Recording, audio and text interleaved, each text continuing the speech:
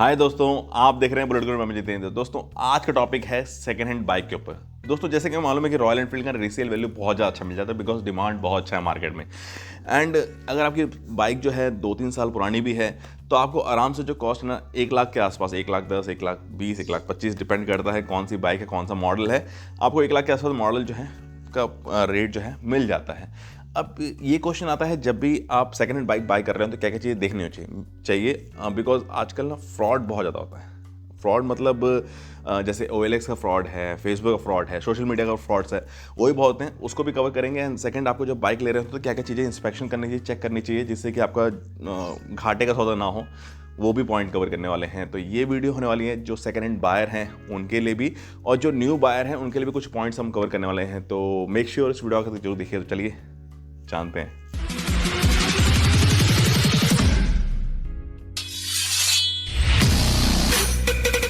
तो दोस्तों before starting, अगर आपने चैनल को सब्सक्राइब नहीं किया जल्दी से सब्सक्राइब कर लीजिए, नोटिफिकेशन पर जरूर दबाइए ताकि ऐसी वीडियोस का अपडेट है ना आपको टाइम टाइम मिल सके। तो दोस्तों पहले जो कवर करने वाले हैं ना वो फ्रॉड से कवर करने वाले हैं, बिकॉज इसमें आजकल बहुत लोग फंस रहे हैं और इन सब चीज़ों को आपको मालूम होना चाहिए। मैंने ऑलरेडी एक डेडिकेटेड वीडियो बना रखी है जिसमें OLX का मैंने फ्रॉड बताया था और जो इंस्टाग्राम और जाके सोशल मीडिया का फ्रॉड बताया हुआ, बट इसमें एक छोटा टॉपिक कवर करता हूँ कि जब भी आप कोई भी बाइक बाय कर रहे हो, ठीक है, तो दोस्तों कुछ चीज़ों का ध्यान देना है। सोशल मीडिया के थ्रू अगर आप ले रहे हैं तो कोई भी फंड ट्रांसफ़र आपका नहीं होना चाहिए। जब तक आपके पास सामने बाइक ना हो फंड ट्रांसफ़र बिल्कुल भी मत करिए, ठीक है। अगर आपका नोन नहीं है तो, जिसको आप जानते नहीं, फेस टू फेस मिले नहीं, तब तक कोई भी फ़ंड ट्रांसफ़र मत करिए। ऑनलाइन फ़ंड ट्रांसफ़र में, स्कैम में बिल्कुल भी फंसने की कोशिश मत करिए, क्योंकि सेकंड हैंड का मार्केट जैसे मालूम है कि रॉयल एनफील्ड का डिमांड बहुत अच्छा है। तो OLX पे, फेसबुक पे, इन सब जब अपने छोटे छोटे हल्का हल्का दाम दिखा के आजकल डिफेंस पर्सन बन के थोड़ा सा आजकल ये सब फ्रॉड्स हो रहे हैं, तो वो चीज़ बिल्कुल मत करिए। सामने लाइव मॉडल हो, लीजिए, डॉक्यूमेंट लीजिए, देन आदान प्रदान करिए कैश और उसका। उससे पहले कोई भी आपको कैश नहीं देना है, ये चीज़ आपको ध्यान देना है। एंड अब आते हैं दोस्तों कि आपको जो बाइक लेनी हो ना तो क्या चीज़ इंस्पेक्शन करनी चाहिए, उसके और बात करते हैं। फिर इसके बाद हम बात करेंगे कि और चीज़ आपको क्या देखनी होती है। दोस्तों जब भी आप सेकंड बाइक जो है बाय करने का प्लान कर रहे हो ना, तो इंस्पेक्शन से पहले एक अच्छा सा राइड जो है ना अपनी बाइक का ले लीजिए। जो भी बाइक है उसका एक अच्छा सा राइड, मतलब 3-4-5 किलोमीटर्स का ले लीजिए। उससे फ़ायदा ये होगा कि आपको बाइक के ना ब्रेकिंग, कंट्रोलिंग, वाइब्रेशन और टैप इंजन के नॉइज़ और दोस्तों और क्या क्या आपका खर्चा आने वाला, अगर आप लेने का प्लान मूड कर ही लिया है तो क्या खर्चा आ सकता है वो पता चल जाएगा आपको, ठीक है। चाहे बैलेंस हो बाइक का कैसा है, तो ये सारी चीज़ें ना राइड के टाइम पे पता चल जाती हैं। कोई नॉइज़ ऐसे चू चू चू की साउंड ऐसा कुछ तो नहीं आ रहा है। मेन जो खर्चा है ना वो इंजन से रिलेटेड होता है, ठीक है। इंजन से रिलेटेड जो खर्चे होते हैं वो थोड़े लंबे होते हैं, बिकॉज उसमें इंजन ओपनिंग का ही कॉस्ट सबसे ज़्यादा होता है।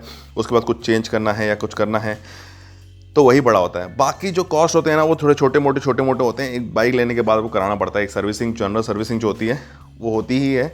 मेन चीज़ होता है इंजन से रिलेटेड। एंड कभी भी बाइक जब आप ले रहे होते ना तो किलोमीटर देख के मत बाइक लीजिए।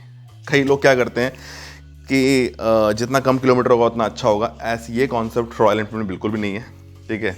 हाँ, एक मतलब जब वैल्यूएशन कर रहे हैं बाइक का वैल्यू निकालने के लिए एक फैक्टर हो सकता है, बट बाइक की कंडीशन देखने के लिए फैक्टर बिल्कुल भी नहीं है। क्योंकि आपने भले लैक्स किलोमीटर भी कर लिए हों तो भी ज़रूरी नहीं कि प्रॉब्लम आए, ठीक है।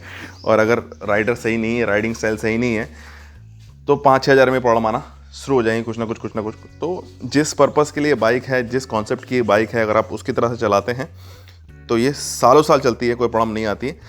अगर आप उस कॉन्सेप्ट को छोड़ के दूसरे कॉन्सेप्ट, मतलब स्पोर्ट कॉन्सेप्ट और बाकी सब ऑफ रोड कॉन्सेप्ट के लिए अगर लेके चलेंगे तो ये थोड़ा सा प्रॉब्लम करती है। तो बड़े बड़े देख लेते हैं, क्या करते हैं, पहले आपको टायर कंडीशन देख लेना है, टायर और व्हील का कंडीशन कैसा है। क्योंकि टायर अगर सही है तो आपका कॉस्ट बच जाते हैं कुछ, ठीक है, क्योंकि ये भी चेंज कराने होते हैं। व्हील की कंडीशन सही है तो वो भी देख लेना होता है। इंजन नॉइज़, टैपेड नॉइज़, ठीक है, और क्लच, ये सब चीज़ें जो हैं प्रॉपरली वर्क कर रही हैं नहीं कर रही हैं, ठीक है। और चेन का जो चेन सेट है प्रॉपरली सही है कि नहीं, जो रेयर का स्प्रॉकेट है वो सही है कि नहीं, वो एक बार देख लीजिए। सारे जो लाइट्स हैं वो प्रॉपरली वर्क कर रही हैं नहीं कर रही हैं, वार्निंग इंडिकेटर्स जो हैं वर्क कर रहे नहीं कर रहे हैं, ठीक है, ये चेक आप कर लीजिए। कोई मिसिंग का प्रॉब्लम या ऐसा कुछ तो नहीं आ रहा है बाइक में, वो भी आप चेक कर लीजिए। कोई पीछे से रेयर के जो स्विंग आर्म्स है उसमें चू चू चू की कोई साउंड तो नहीं आ रही है, ये भी आप देख सकते हैं। तो ये हैं बेसिक चीज़। और मॉडिफिकेशन भी देख लीजिए कितने मॉडिफिकेशन किए हैं, और अगर हो सके तो एक बार मैकेनिक को भी दिखा लीजिए, बिकॉज कई बार क्या होता है ज़्यादा वायर कटिंग्स होती हैं, ज़्यादा ही वायर को खिचमिच कर दिया है इलेक्ट्रिकल को, तो वो कॉम्प्लिकेटेड इश्यूज़ भी अगर हो रहे हैं तो ये चेक करा लीजिए। तो सिर्फ इतने ही पॉइंट्स होते हैं जो आपको चेक करने होते हैं, बाकी सब जो हैं वो छोटी मोटी चीज़ें जो आपको बाइक लेने के बाद करवाने होते हैं, तो उस पर हम ध्यान नहीं देते हैं। तो दोस्तों आपने देखा इंस्पेक्शन करना बहुत ही ईजी है। अगर आपको कुछ भी समझ में नहीं आ रहा है, ठीक है, एक राइड तो ले ही लीजिए अपने ताकि आपको भी थोड़ा सा कॉन्फिडेंस हो जाए कि बाइक का राइडिंग के टाइम में कोई प्रॉब्लम नहीं है।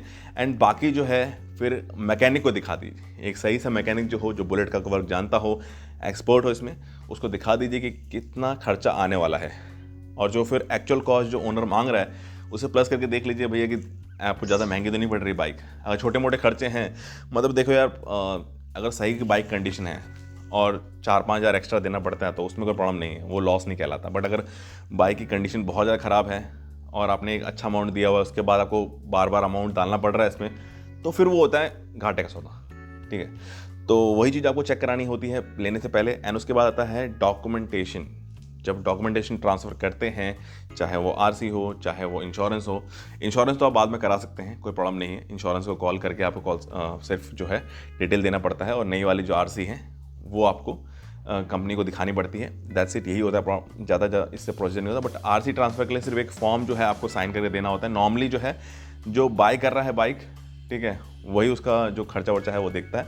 बाकी आपके हिसाब से जो भी आपके म्यूचुअल अंडरस्टैंडिंग से वो जो सेट होता है वो डिपेंड करता है। अब दोस्तों टिप देता हूँ कुछ रीसेल वैल्यू के लिए। दोस्तों जब भी रीसेल वैल्यू इवैल्यूएट की जाती है, नॉर्मली जो देखा जाता है ना, वो ईयर्स को देखा जाता है, कौन सा ईयर का है, ठीक है। नॉर्मली उसमें ये नहीं देखते कि 2020 का दिसंबर का है या फरवरी का है। वो आपको जब बात करना होता भी होता है कि माइंड सेट हो जाता है लोगों का। तो नॉर्मली जो इवैल्यूएशन किया जाता है वो ईयर के हिसाब से किया जाता है और किलोमीटर के हिसाब से किया जाता है। किलोमीटर वाला फंडा तो उतना सही नहीं है, बट ईयर के लिए जो नए बायर हैं उनको एक टिप देना चाहता हूँ कि एंडिंग के आसपास, मतलब आप अगस्त के बाद जब आप बाय करते हो ना, तो वो गाड़ी की वैल्यूएशन रीसेल वैल्यू पे इफेक्ट आता है।